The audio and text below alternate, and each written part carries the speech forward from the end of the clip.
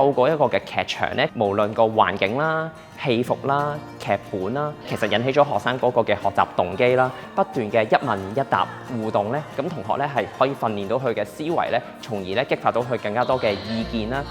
好多時我哋就係對住本教科書啦，讀一啲嘅史實，咁但係咧可能冇乜機會咧可以將佢轉化做一啲嘅意見 opinions。今次嘅活動就係好可以令到我代入到佢嘅角色啦，令到我企喺佢哋嘅角度去諗，究竟我哋有乜嘢可以去幫到佢哋呢？今日就有用一個情緒之輪嘅一個工具啦。人嘅情緒其實係好複雜嘅，可能喺嗰一刻你就係 feel 到憤怒，但係其實唔單止係憤怒，可能有唔耐煩啊，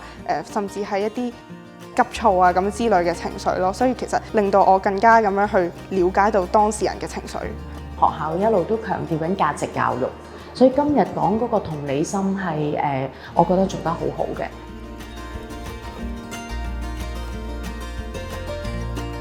咁透過創意教學咧，其實咧，我覺得係可以照顧到呢個嘅學習差異嘅。首先，我哋會透過寫啦、畫畫啊、泥膠啊、顏色啊等等咧，去表達佢哋嘅內心所想咧，咁就可以照顧晒唔同類型嘅學生啦。透過泥膠嗰度，佢就係提出一啲建議，透過呢啲咧就得到一個更好嘅環境。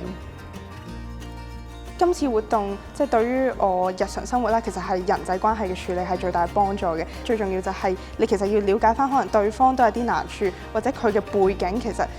無論係家庭啊定係個人嘅因素啦，都係會對成件事佢作出呢個行為有啲影響。同學可以喺學習啊，又或者可能係第日做一啲嘅幹事啊，都學識咧一個嘅尊重啦，同埋可能係一啲嘅團隊合作嘅精神嘅。